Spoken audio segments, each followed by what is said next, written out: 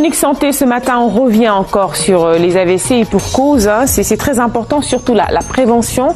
Mais évidemment, une fois donc que la maladie est installée, elle est irréversible parfois. Et donc, comme on dit, mieux vaut prévenir que guérir. Ce matin, alors Binta, tu reviens sur quelques notions, notamment la prise en compte des antécédents familiaux, extrêmement important. C'est cela, les antécédents familiaux, il faut les prendre en compte dans la prévention parce que les personnes dont les parents souffrent de diabète, les enfants dont les parents souffrent d'hypertension artérielle ont un pied là-dedans. Déjà. Donc il faut être vif et alerte, prendre en compte les moindres signes, mais aussi surtout être dans les conditions de ne pas faire un AVC. C'est quoi être dans les conditions de ne pas faire un AVC? C'est de faire de sorte que tout ce qui est malbouffe, c'est-à-dire qu'on ne mange plus mal. Mauvaise nourriture. Moins sucré, il faut le faire. Moins salé, il faut manger moins salé. Il faut manger avec moins de gras, moins d'huile. Il faut faire aussi de l'exercice physique, Nafi. On prend toujours le soin tous les matins de faire des exercices. C'est pour dire aux Sénégalais que faire de l'exercice, ça nourrit le corps. Ça entretient nos cellules et ça nous évite des maladies. Il faut également puiser dans nos ressources locales. On est en période où c'est la période des légumes. C'est la période des oranges. Aujourd'hui, le manioc, on va en parler ce matin. Voilà. Donc, consommons les légumes. Oui. Il faut savoir comment les consommer. Il vaut mieux les consommer crus que de les consommer trop cuits. Parce que les apports, on les a affaiblis. Il faut également prendre de ces fruits locaux-là. Quand c'est le temps des oranges, prenons des oranges. Quand c'est le temps des pastèques, ne nous privons pas de pastèques. Donc, faire de sorte que localement, tout ce qui est produit et qui est fruits et légumes, qu'on puisse en profiter. Et le professeur Gallo Diop revient un peu sur les antécédents et rappelle un peu aux populations qu'une prise en charge doit être précoce, mais aussi c'est la prévention qui vaut mieux que d'aller rechercher des soins. Mais quand même, quand on est malade aussi, il faut aller très tôt pour avoir des soins et également pouvoir limiter les dégâts. Une alerte précoce. Une alerte précoce. Et on regarde le professeur et surtout on l'écoute, le professeur Amadou Gallo Diop. Quand dans votre famille, vous avez des personnes qui souffrent de diabète, d'hypertension, d'obésité, qui est un résumé de la sédentarité, de l'excès de nourriture,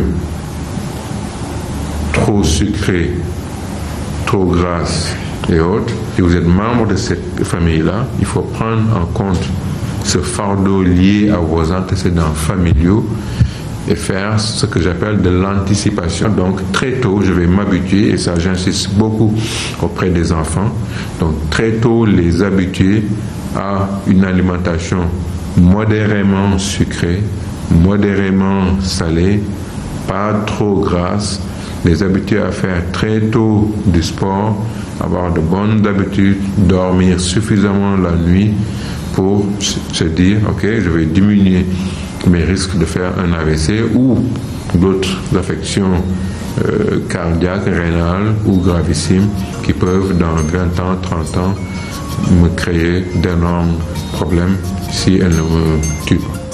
Alors autant dire que c'est dès la naissance qu'il faut qu'on s'habitue à une alimentation saine. Autant dire que finalement la prévention elle est beaucoup plus vicieuse que cela en fait. C'est-à-dire il faut vraiment se prémunir dès le bas âge et ma foi ce n'est pas tout le temps ce qu'on fait. Oui, déjà quand l'enfant naît et qu'on le met au sein dans les 30 premières minutes qui suivent la naissance et qu'on l'allaite au sein rien qu'avec le lait maternel jusqu'à 6 mois et qu'à partir de 6 mois on commence à introduire des aliments et de l'eau, mais le premier aliment que l'on a l'habitude d'introduire c'est les aliments sucrés.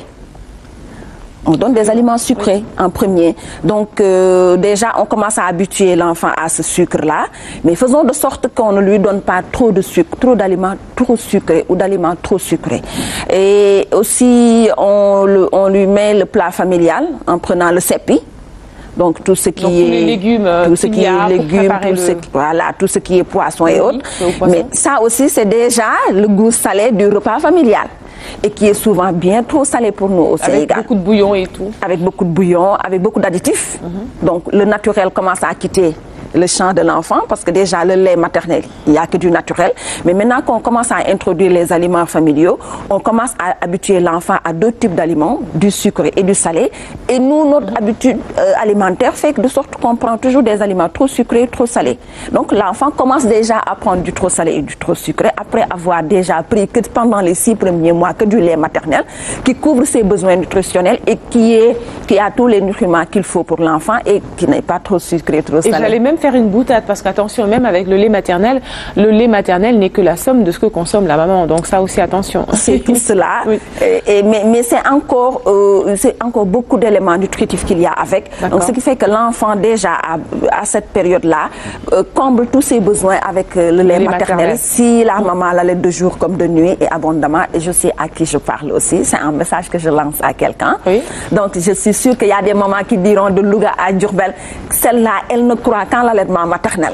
Parce que je sais les vertus de l'allaitement maternel pour l'enfant. Et je dis 2 ans, c'est pas long dans la vie d'une personne, surtout d'une grande personne. Une maman, pendant 2 ans, s'occuper que de son enfant, l'allaiter correctement et l'alimenter correctement, c'est un investissement pour l'avenir. Bon, après, c'est l'idéal maintenant avec tout ce monde-là assez globalisé où on court derrière 1000 choses. D'ailleurs, on aura l'occasion avec nos invités derrière 1000 choses d'en parler, d'allaiter aussi. Bon, on verra. En tout cas, toujours est-il que donc, évidemment, toutes ces composantes ne sont pas respectées, raison pour laquelle, malheureusement, il y a beaucoup d'AVC. Alors, une fois que la maladie est installée, évidemment, il y a la prise en charge qui doit aussi répondre aux normes. Oui, déjà, avec le professeur Gallo Diop, parce que vous savez, on n'a pas au Sénégal beaucoup de neurologues, et pour un peu ne pas arriver à un stade où il y aura beaucoup de demandes sans pouvoir les satisfaire, le professeur Gallo Diop, avec son équipe, a voulu faire de la décentralisation en termes de prévention. C'est-à-dire commencer d'abord par les écoles, pour que l'on puisse inculquer à ces élèves-là des comportements sains qui puissent être perpétués dans la société. Mais vous savez, quand on apprend à un enfant un bon comportement, il ne s'arrête pas seulement à lui ce qu'on lui apprend. Il va à la maison, il peut rappeler à ses parents certaines choses qui sont importantes. C'est pour ça que le professeur Gallo Diop a voulu que l'école soit intégrée dans sa prévention, mais aussi faire de sorte que dans nos régions, parce que nous avons 14 régions médicales et la santé ne se limite pas seulement qu'à Dakar, alors qu'on n'a que les neurologues pratiquement à Dakar.